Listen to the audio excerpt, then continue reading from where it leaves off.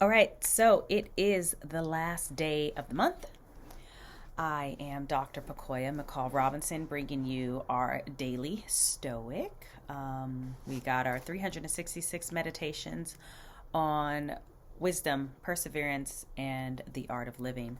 So let's close out this month on our emotions and our passions and emotions. Hopefully, we've learned a lot from this month. Maybe got a little more control on that area. If not, it's totally fine. We are always consistently a work in progress. And that's how you know you are doing better, because we are comparing ourselves to who's and to what's ourselves yesterday, right? So let's see what February 28th brings us with. The title is When You Lose Control. Oh, heavens. I don't know how you guys look when you lose control, but it is not a pretty sight over here. All right. And spoken like a true therapist, we can definitely lose control. All right. So Epictetus today talks to us about when you lose control. And the quote says, "The soul is like a bowl of water, and our impressions are like the ray of light falling upon the water. When the water is troubled, it appears that the light itself is moved too, but it isn't. So when a person loses their composure, it isn't their skills and virtues that are troubled, but the spirit in which they exist. And when that spirit calms down, so do those things." Well, if any of you guys are like the rest of me, and seriously sitting here as a psychologist and being like, no, I lose control. I definitely do. There is that sense of so uncomfortable to even say that. Like, we're supposed to have it all together at all times, and we are held to an upper echelon and standard of care. And that's right with our clients. I'm not going to lose control and like lose my mind on my client, but my husband, he's a whole nother person. He's a different story. He does not get, client privilege, right? But I like it when it says when a person loses their composure, it isn't their skills and virtues that are troubled, because we like to think of it and already critique ourselves. And people say that like, oh, you're a psychologist, you should never get upset. And I'm like, well, that's just crazy. And I hope your therapist isn't teaching you that, because you should fire them. But you can still feel that way. It's a personal attack against ourselves, our skills, our virtues. Like, oh my God, I should know better. I should have better coping skills, or have used the things I tell other people. Am I no longer virtuous or operating in integrity or with good character because I lost my shit today, right? Leaving the toilet seat up in the middle of the night and falling in it, I definitely think anyone should get yelled at. Like, that's it. It's not good, right? So it's those kind of things. Yeah, I'll lose it. I will lose it. But it's comforting to hear. It's, hey, Dr. Robinson, it's not your skills. It's not your virtue. It's not your character. You're still considered a good therapist. But your spirit, that shit messes with my spirit. I'm going to start saying that. It's bothering my spirit. And when my spirit calms back down and gets to dry its bottom off from that cold, freezing toilet water at 3 a.m., so will other things around this house. That's probably what I'll say to him next time. All right, so moving on. So Epictetus, thank you for this message, and way to close out the month, because I no longer feel like a bat, but just a person struggling with, a disrupted spirit, okay? So as it goes on to read briefly, and it's a tiny little paragraph today, it says, "You messed up a little. Or maybe you messed up a lot. So, that doesn't change the philosophy that you know. It's not as if your reasoned choice has permanently abandoned you. Rather, it was you who temporarily abandoned it." I like that. Let me read it again. "That doesn't change the philosophy that you know. It's not as if your reasoned choice has permanently abandoned you. Rather, it was you who temporarily abandoned it. Remember that the tools and aims of our training are unaffected by the turbulence of the moment. Stop, regain your composure. It's waiting for you." Oh, heavens.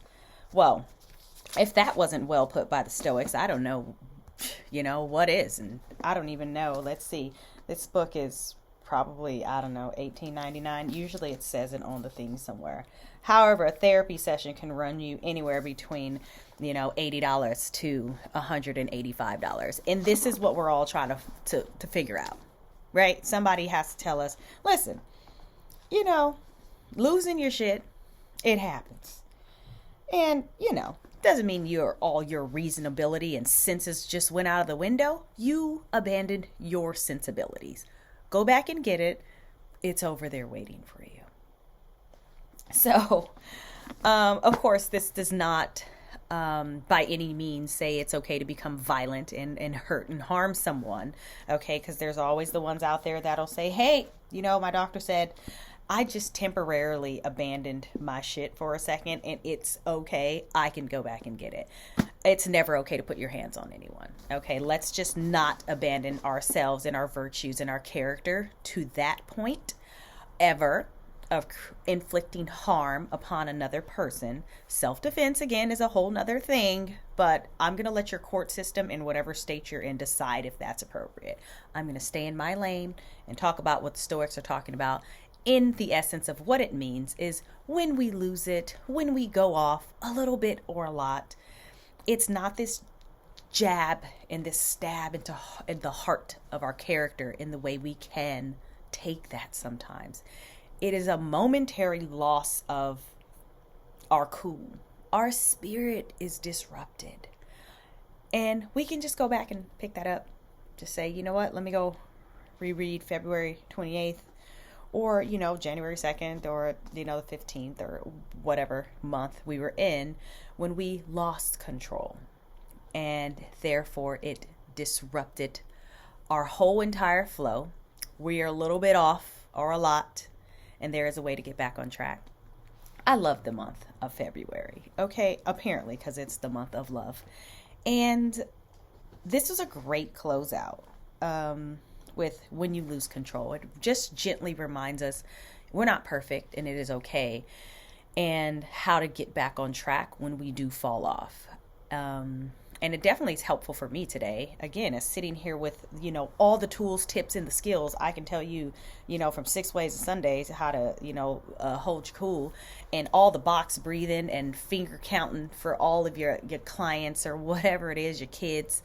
But sometimes finger counting and blowing bubbles and box breathing just isn't enough.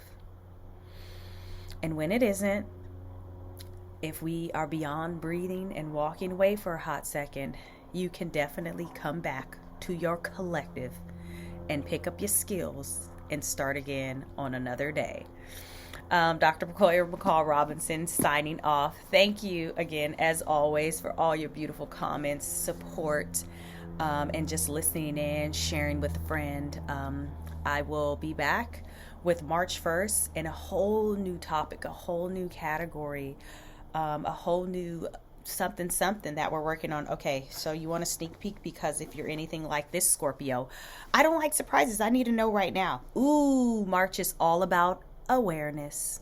So we became aware of the control in January, or lack thereof, that we have and how to release it.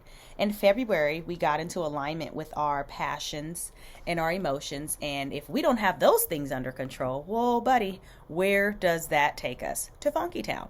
So March is about awareness. And March in so many other languages is March Madness, right? That's what it equates to me. So let's all get aware. Let's all stay in control of our passions and our emotions and direct these things in the best way and in the best way we know how. So we have what? A good quality of life. All right. Thank you. Again, I'm done rambling on. I will see you guys all on the 1st. And I will be bringing you some sort and sense of awareness. All right. Don't forget to share. Don't forget to like. Don't forget to subscribe so you will not miss a beat, because I won't be. And I look forward to hearing your comments, reading them, and responding. All right. Take care.